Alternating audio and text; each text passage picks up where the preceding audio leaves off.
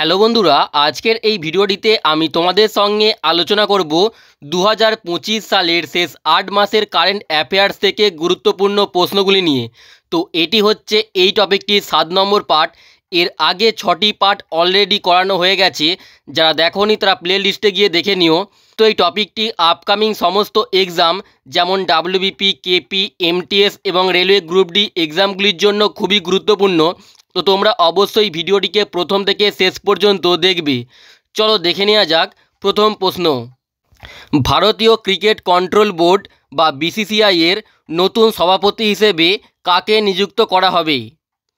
তো তোমরা যদি অ্যান্সারগুলি জেনে থাকো অবশ্যই আগে কমেন্ট করে জানিয়ে দেবে। দেখো, ভারতীয় ক্রিকেট কন্ট্রোল বোর্ড বা বিসিসিআই এর নতুন সভাপতি হিসেবে নিযুক্ত করা হবে মিঠুন মানহাসকে। Option A right answer, Mithun মানহাসকে। ডিটেলসে দেখো, দিল্লির প্রাক্তন ক্রিকেটার মিঠুন মানহাসকে ভারতীয় ক্রিকেট কন্ট্রোল বোর্ডের নতুন সভাপতি হিসেবে নিযুক্ত করা হবে। ওকে, দেখো, বিসিসিআই এর ফুল ফর্ম হলো board of control for cricket in India. এর সদর দপ্তর মুম্বাইতে অবস্থিত এবং এটি প্রতিষ্ঠিত হয়েছিল 1928 সালের ডিসেম্বর মাসে। আর বর্তমানে বিসিসিআই এর সম্পাদক রয়েছেন দেবজিৎ সাইকিয়া। এগুলি তোমরা মনে রাখবে। নেক্সট প্রশ্ন, বিশ্বের প্রথম মহিলা খেলোয়াড় হিসেবে সম্প্রতি টানা 3 বার মহিলাদের ব্যালন ডিওর পুরস্কার কে জিতেছেন?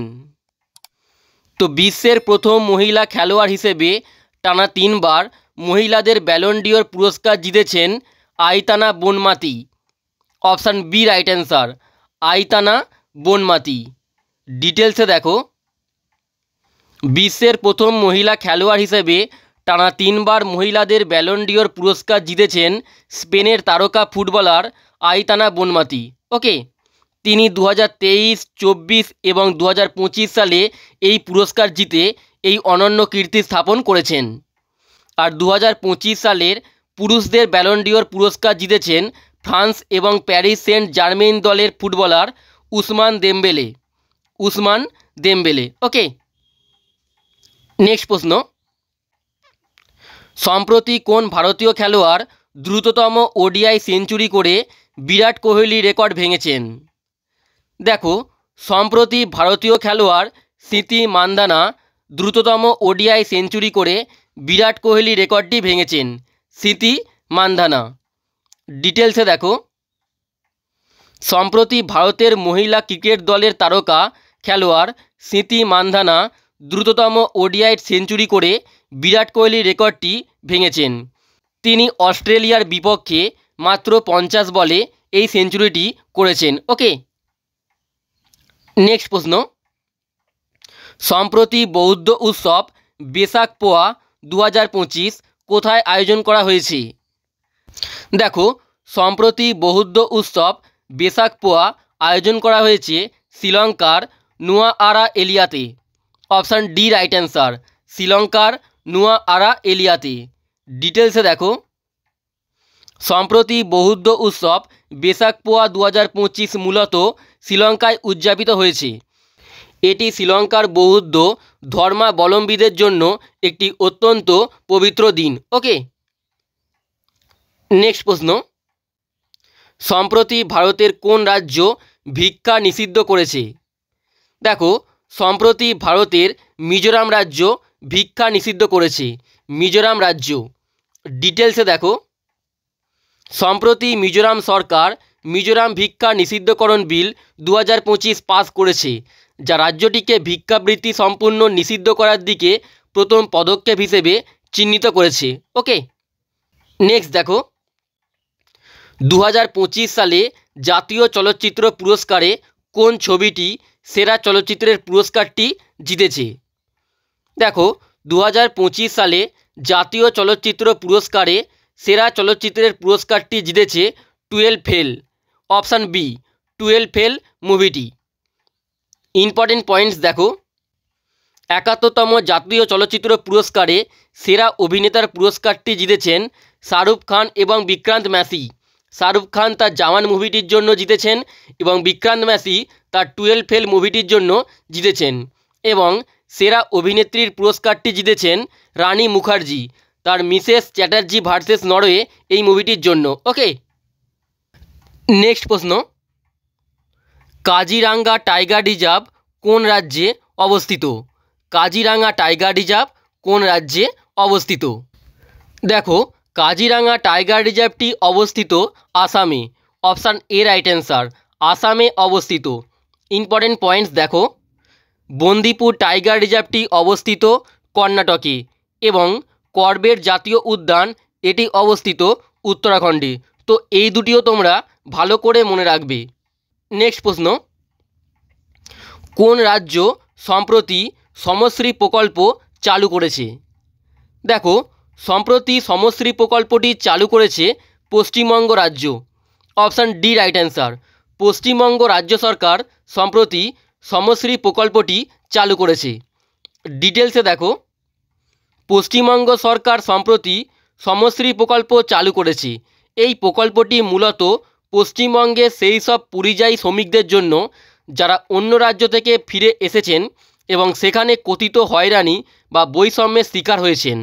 এই প্রকল্পের অধীনে ফিরে আসা শ্রমিকদের প্রতি মাসে 5,000 টাকা আর্থিক সহায়তা দেয়া হবে। ওকে, নেক্সট প্রশ্ন, ভারত কোন দেশের জন্য সম্প্রতি অপারেশন ব্রহ্মা চালু করেছে? দেখো, সম্প্রতি ভারত অপারেশন ব্রহ্মা চালু করেছে মায়ানমারের জন্য।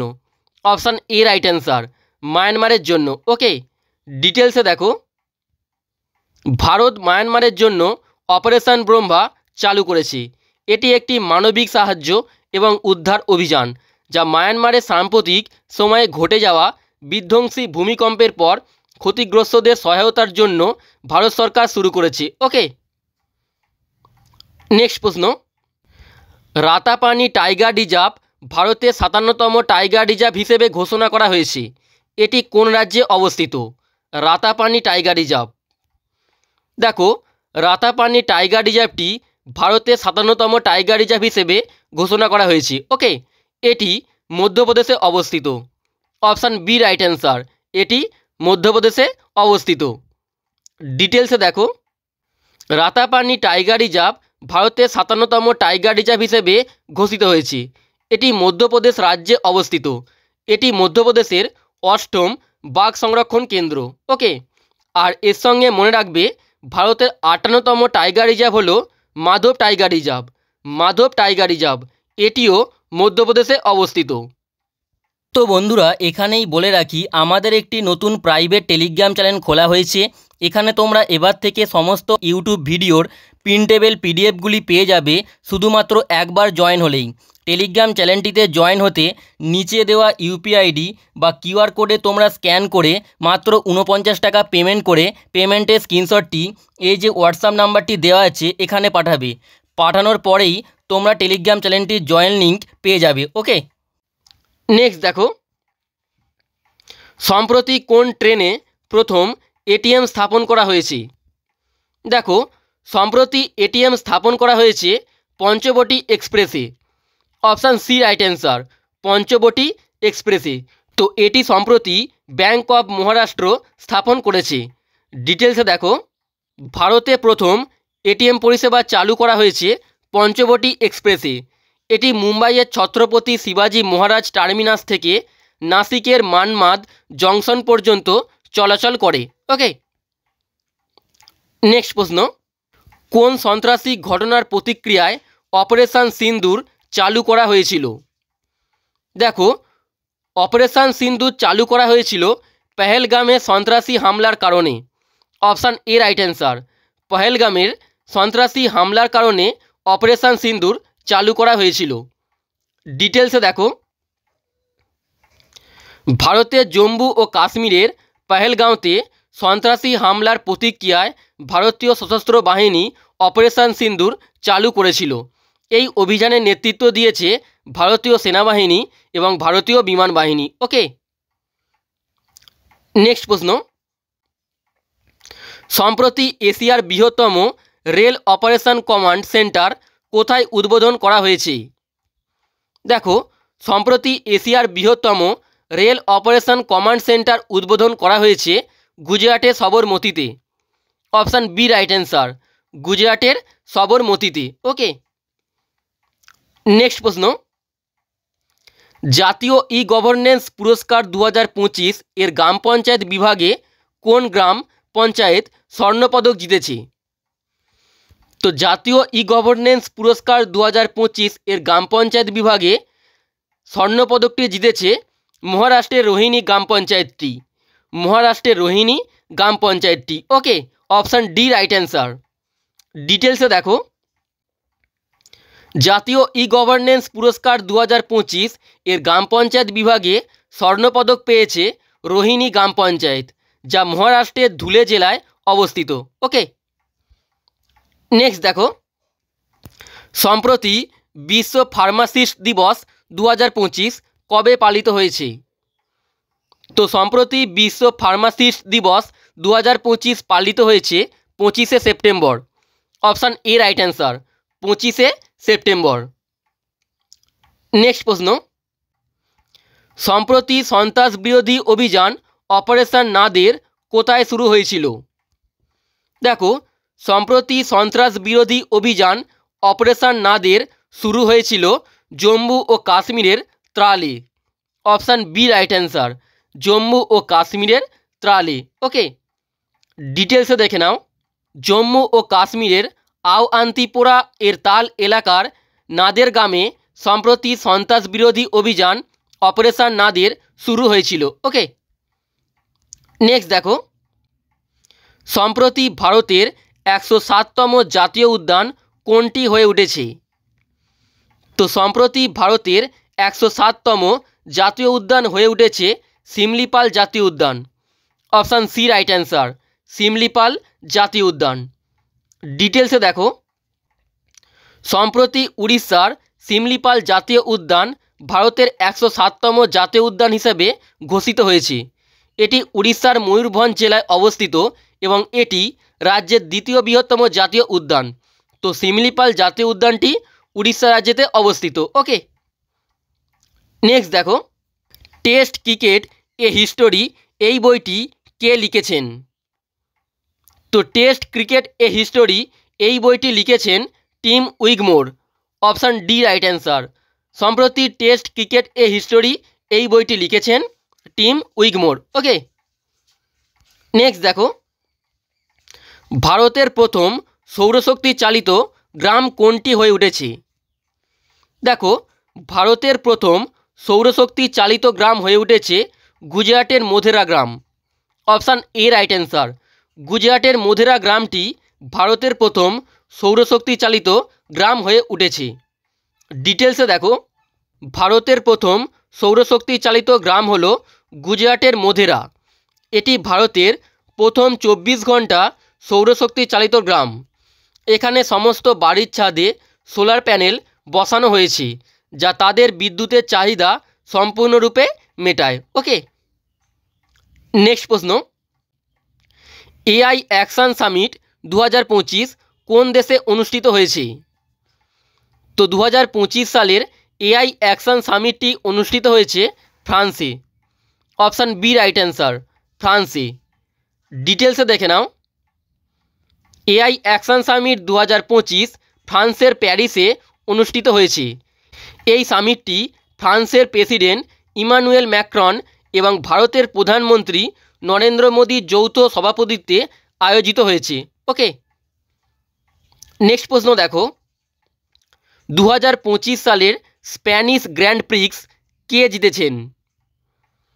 তো 2025 সালের স্প্যানিশ গ্র্যান্ড প্রিক্সটি জিতেছেন Oscar Piastri. Option C right answer, Oscar Piastri.